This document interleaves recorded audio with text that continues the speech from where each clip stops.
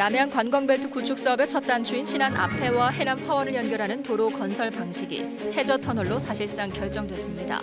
전남도 등은 해상 교량 건설을 요구했지만 관계기관 반발과 사업비 증액이 발목을 잡았습니다. 영안군 내동리에서 마한시대 유적으로 추정되는 금동관 편등이 발굴됐습니다.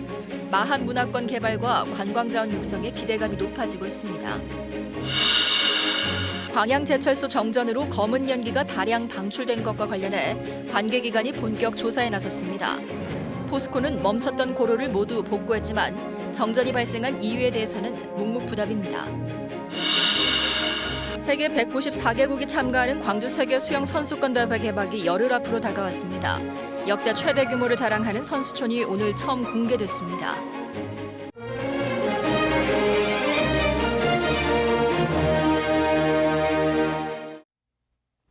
목포에서 전해드립니다. 신안 앞해도와 해남 화원매를 잇는 연결도로는 남해안 관광벨트를 구축하는 첫 사업인데요. 논란이 일었던 연결도로 건설 방식이 해저 터널을 구축하는 것으로 사실상 결정됐습니다. 박상훈 기자의 보도입니다. 푸른 바다에 점점이 수놓인 크고 작은 섬. 천혜의 풍광을 따라 펼쳐진 관광 자원을 한데 묶는 남해안 관광벨트 구축은 민선 7기 전라남도의 최대 역점 사업으로 꼽힙니다. 그 첫 단계는 신안 앞해와 해남 화원을 잇는 연결도로 구축입니다. 총 연장 13.4km로 구간에 따라 해저 터널과 해상 교량이 들어설 예정입니다. 전라남도와 목포시 등은 해저 터널 구간을 해상 교량으로 바꿔줄 것을 정부에 건의했습니다. 관광도로의 기능을 극대화하기 위해서입니다. 논란 끝에 해당 구간을 기존 계획대로 건설하는 방안이 사실상 확정됐습니다. 관계기관인 현대 3호중공업과 해군 3함대가 선박 운항과 작전 수행에 어려움이 있다며 해상 교량 건설에 난색을 표한 데다 사업비 증액이 발목을 잡았습니다. 해저 터널 대신 해상 교량으로 지으면 최대 500억 원의 사업비가 추가로 필요합니다. 해상 교량으로 하다 보면은 사업비가 일부 증액이 돼야 되고 다시 또 그 적정성 검토를 해야 되는 그런 또 문제가 있습니다. 그래서 저희들이 지금 계속 협의는 하고 있습니다만은 쉽지는 않을 것 같습니다. 전라남도는 내일 익산지방 국토관리청 등과 관계기관 회의를 갖고 내년 착공을 목표로 해저 터널 건설 방식을 최종 확정할 방침입니다. KBS 뉴스 박상훈입니다. 행정안전부가 발표한 2019년 휴가철 찾아가고 싶은 섬 33곳에 전남 지역 14개 섬이 포함됐습니다. 이 가운데 걷기 좋은 섬에는 목포 외달도와 고흥 연홍도 등 4개 섬이 선정됐고 신비의 섬에는 신안 우이도와 여수 사도 등이 포함됐습니다. 행정안전부는 이번에 선정된 섬에 대해 한국관광공사 누리집에 관련 자료를 게시하고 제1회 섬의 날 행사와 연계해 특별 전시관을 운영할 계획입니다. 내일부터 사흘 동안 학교 비정규직 노동조합의 총파업으로 전남도는 일선학교 현장에서 급식 등 학사 운영에 차질이 예상됩니다. 전남도 교육청은 이번 파업으로 급식 실무사들이 참여하면서 전남도 내 852개 초중고학교 가운데 200여 곳이 급식 차질이 예상된다며 해당 학교별로 도시락 지참이나 빵과 우유 등 간편식을 제공하거나 단축 수업과 체험학습 등을 진행할 예정이라고 밝혔습니다. 또 일부 학교의 초등 돌봄교실 운영에 차질이 예상되지만 지역 아동센터와 연계 등을 통해 학생 피해를 최소화할 방침입니다. 전남도 기념물 38호로 지정된 영암 내동리 쌍무덤에서 마한시대 유물이 발굴됐다는 소식을 전해드렸죠. 문화재 전문가들은 발굴된 유물들로 볼 때 마한의 최고 권력층의 무덤으로 보인다고 밝혔습니다. 보도에 손준수 기자입니다. 전라남도 기념물 제83호로 지정된 영암 내동리 쌍무덤. 영산강 유역의 고분 가운데 대표적인 무덤으로 4세기에서 5세기 무렵 백제시대에 만들어진 것으로 알려졌습니다. 그러나 정밀 발굴 조사를 통해 이 무덤이 고대 마한시대 최고 권력자의 고분으로 밝혀졌습니다. 이번 내동리 쌍무덤에서 나온 금동 간편으로 봤을 때 이 무덤의 주인공이라고 할 수 있는 피장자라고 했죠. 피장자는 이 지역의 지배자급 무덤이라고 볼 수 있겠습니다. 특히 발견된 유물 가운데 동물 모양을 닮은 원통형 토기는 일본 무덤에서 자주 출토되는 유물이어서 일본과의 교류 관계도 엿볼 수 있습니다. 영암군은 이번 발굴조사 성과를 분석해 고분을 보존 정비하고 마암문화권을 관광자원화할 방침입니다. 이제 우리 지역이 문화 역사를 중심으로 한 관광 지역으로 거듭날 수 있도록 지금 이 사업을 전남도와 문화관광부와 함께 추진해 갈 계획에 있습니다. 이번 발굴 조사를 토대로 영산강 유역의 고대사의 실체를 밝히기 위한 학술 활동과 조사가 본격적으로 시작될 것으로 보입니다. KBS 뉴스 손준수입니다. 해남 청자를 소개하는 특별전이 오는 9일부터 한 달여 동안 국립해양문화재연구소 해양유물 전시관에서 개최됩니다.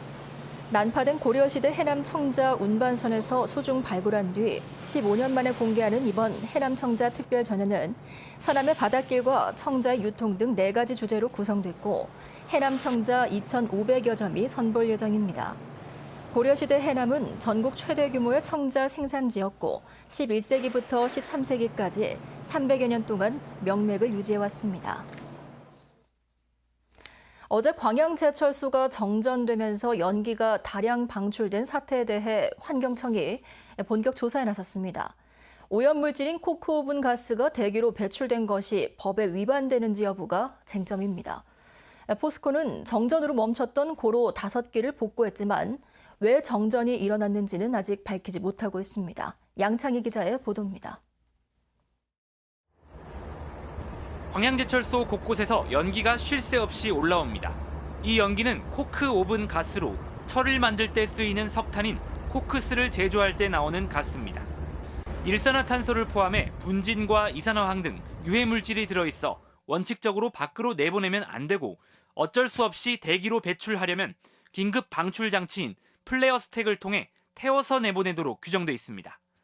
하지만 어제 광양제철소에서는 정전으로 비상 밸브가 열리며 상당량이 그대로 배출됐습니다. 포스코는 폭발을 막기 위한 조치였다고 맞서고 있는 상황. 영산강 유역 환경청은 환경부와 협의해 행정처분 여부를 결정할 계획입니다. 업체에서 최종 보고서가 오면은 이 보고서와 함께 법률적인 검토를 하고 필요한 경우에는 환경부에 유권 해석을 의뢰할 계획입니다. 정전 원인은 경찰이 나서 밝힐 예정입니다. 경찰은 인명피해가 없었지만 광양제철소가 국가보안시설인 만큼 정전 원인을 규명하기 위한 조사에 착수하겠다고 밝혔습니다. 환경단체는 제철소 안의 비상발전기가 제 역할을 하지 못한 이유도 확인해야 한다고 주장하고 있습니다.